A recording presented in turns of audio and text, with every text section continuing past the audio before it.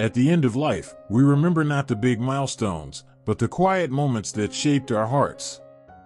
Before my father passed away, he did 5 things that changed how I view life, death, and love. Today, I want to share them with you. If someone you love is aging, or if you're simply wondering what really matters in the end, this might touch your heart the way it touched mine. When I think back to my father's final months, one memory shines brighter than the rest. It wasn't a grand gesture or a powerful piece of advice. It was 3 simple words: thank you. He said it every single day.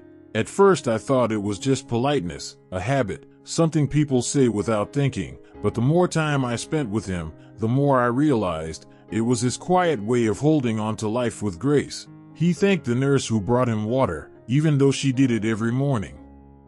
He thanked my sister for the soup she made, even when he could only sip a spoon or 2. He even whispered thank you to the sunlight when it peeked through the curtain, as if the warmth on his skin was a gift. And maybe that's exactly what it was, a gift, a blessing, a moment worth noticing. He once told me, gratitude is how we say yes to life, even when it's not easy. I didn't fully understand what he meant until I saw him thank people through pain, through fatigue, through moments when he could barely speak. There was something humbling, and almost holy, in the way he looked at a moment and found the beauty in it, no matter how small. He didn't say thank you because he had to, he said it because he noticed. He noticed the kindness, the effort, the little comforts that still existed around him, and by noticing them, he reminded himself and others that even in his weakness, life was still worth living. One afternoon, as rain tapped softly against the window, we sat in silence, just the 2 of us. He turned to me and said, "Thank you for just being here." I wasn't doing anything special. I was just sitting beside him, but in that moment I realized presence, not performance, is what truly matters. He didn't need action, he needed company, and he saw it as a blessing. That one sentence changed me. It made me want to be more aware, more present, more grateful. Now, even after he's gone, I find myself whispering thank you to the sunlight, to the person who holds the door, to the warm tea in my hands. I carry his words like a quiet prayer, because gratitude, I learned from him, isn't just about being polite. It's about being alive. It's a way of saying, I see this moment, I welcome it, I honor it, and in the end, maybe that's what we all want, to be remembered not just for what we did, but for how we made people feel, for how we noticed the good, for the love we shared, one thank you at a time. One of the most powerful things I saw my father do before he passed away was something invisible, quiet, and deeply courageous. He let go of old grudges. I didn't even realize how many he had carried until he began to release them, one by one, not with dramatic apologies or long conversations, but with a softness in his voice, a loosening of the heart, a quiet sigh as if a heavy stone had finally been set down after years of holding it tight. There was a name he hadn't spoken in over 20 years, a friend turned stranger after a painful fallout. I remember sitting beside him one afternoon, and out of nowhere, he said that man's name, not with anger, but with a tone of reflection. He looked at me and said, "I don't even remember what we argued about, I just remember it hurt, and now I wonder, was it worth carrying all this time?" I could see in his eyes. Something had shifted, not because he wanted to fix the past, but because he longer needed to fight it. He didn't call everyone, he didn't write long letters, but in his own quiet way, he began to let go. He forgave silently, with no one watching, and in that silence, something opened inside him, peace. It came not from winning or proving a point, but from the simple act of saying, I no longer need to hold this pain. I watched how his body softened too. He smiled more, rested better. His conversations became lighter, like something invisible had been lifted from his chest. He even reached out to an old neighbor he hadn't spoken to in years, just to say hello. No explanations, no digging into old wounds, just presence, just kindness. What I learned from my father is this: sometimes we think holding on to pain makes us strong, makes us right, but in the end, it only makes us heavy, and as time grows short, the heaviest things are not the years we lived. But the bitterness we never put down, letting go is not about forgetting. It's about choosing peace over pride. It's about freeing ourselves from a story that no longer serves us. So now, when I find myself clinging to an old hurt, I remember my father's gentle voice, his calm breath, his quiet release, and I ask myself, will this matter when I'm at the end? Will I wish I had held on? Or will I wish I had let go sooner? More often than not, the answer is clear, and I whisper into the silence, thank you, Dad, for showing me how to make peace with the past, before it becomes the weight that follows me to the end. After he let go of the grudges he had carried for so long, something opened up in him, not just peace, but space, and in that space, something unexpected bloomed, curiosity, gentle and sincere. He began to notice things again, the rustle of the trees outside, the shape of the clouds, the scent of the tea in his cup. It was as if releasing the old weight made room for wonder to return.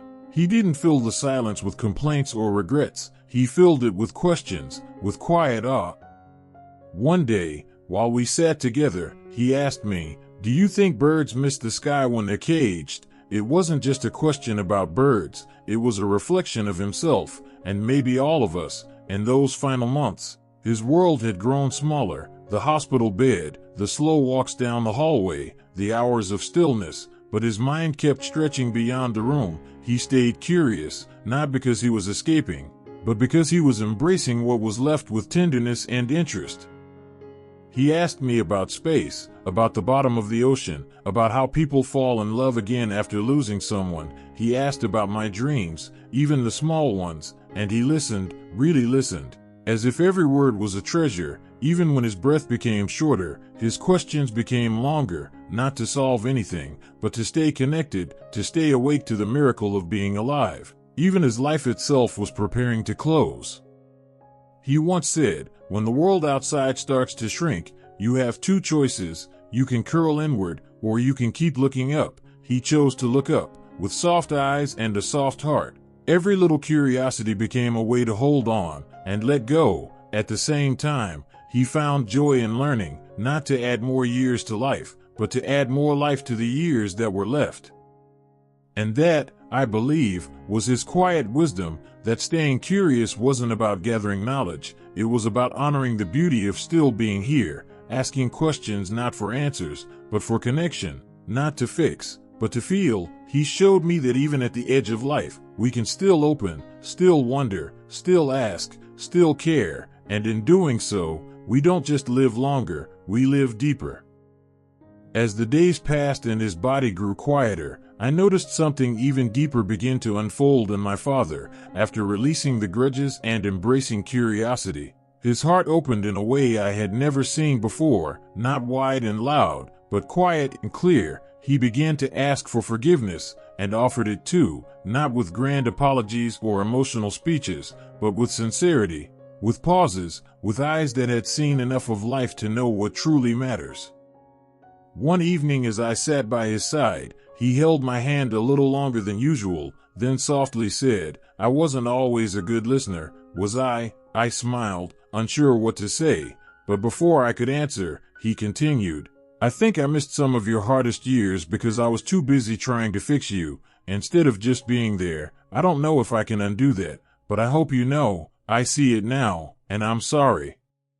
That moment broke something in me, and healed something at the same time, not because he had been a perfect father, but because he had the courage to look inward, to face his own heart without defense. He didn't ask for anything in return, just wanted me to know that he had thought about it, that he had held it, and that he wished it had been different. In the same breath, he forgave people who would never know, people who had hurt him long ago, those who had said harsh words, those who had walked away. He didn't speak of them with bitterness, just with a quiet release. Like stones he no longer needed to carry, I could feel his shoulders loosen, his breath slow, as if each act of forgiveness cleared a little more space inside him. He taught me that forgiveness is not always a conversation. Sometimes it is a decision made in silence, a soft letting go, a whisper to the heart that says, it's okay now, you don't have to carry this any longer. And I saw in his final days that the act of forgiving, of asking and offering, is not about weakness, it is about completion, about preparing the soul to leave clean, with nothing left unsaid, even if no words are spoken out loud.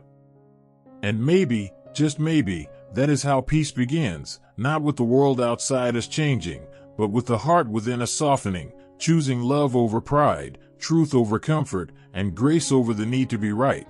My father didn't leave this world with everything perfect, but he left with his spirit light and his heart unburdened, and for that, I am endlessly grateful.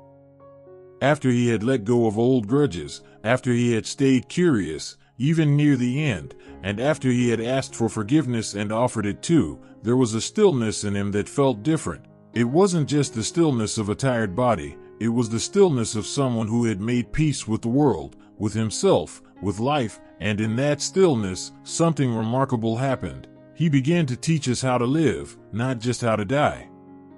He never gave us a list of rules or advice, but the way he sat in the sunlight each morning, the way he listened to the wind, the way he closed his eyes and breathed slowly, as if savoring the very act of being alive, it all became a lesson, a reminder, that life is not measured by how much you do, but how deeply you feel, how gently you show up for each moment, especially when there is not much left to chase.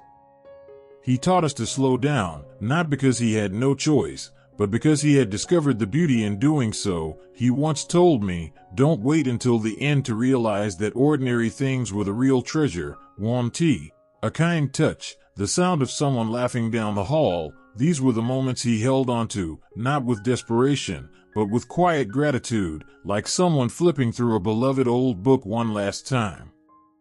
Even when he could barely speak, he would look at us with eyes full of warmth, as if saying, "Don't worry so much, love more, forgive faster, rest when you're tired, laugh when you can, and never forget to watch the light move across the wall in the afternoon." I used to think those little things were just background noise, but now I know they are the heartbeats of a life well lived. And on the last day, when he held my hand, he didn't say goodbye, he just whispered, "Keep going, but go gently," and I understood. He wasn't telling me how to handle his death. He was reminding me how to carry my own life, with softness, with awareness, with a heart that remembers what matters most. He left this world quietly, but not without leaving something behind. He left us a way of living, a way of seeing, a way of loving that I carry with me every single day. He reminded us that even in the final pages, life can still teach, still give, still bloom, and if we are present enough, gentle enough, open enough, we too can learn not just how to let go, but how to truly hold on. So now, dear friend, maybe you're thinking of someone you love. Or maybe you're thinking of your own path. Either way, I hope my father's story has left something with you. Not just a lesson about the end, but a gentle invitation to begin again, right here, right now. To forgive more freely. To stay curious no matter your age. To speak your truth while there's still time. And to look at the smallest things with eyes full of wonder. You don't have to wait for a hospital bed to learn how to live. You don't need a diagnosis to remember what truly matters. Because the truth is, life is always speaking to us. In warm sunlight. In quiet mornings. In the love we give and the love we receive. If you felt something stir in you today, a thought, a memory, a little shift in the heart, hold on to it. And carry it with grace. And if you think someone out there needs to hear this too, please share this video with them. Leave a comment below and tell me, what's one lesson from your own life that you'll never forget? Your stories, your presence, they mean more than you know. Thank you for being here. Thank you for listening. And until we meet again, may you live gently, love deeply, and walk this life with a peaceful heart.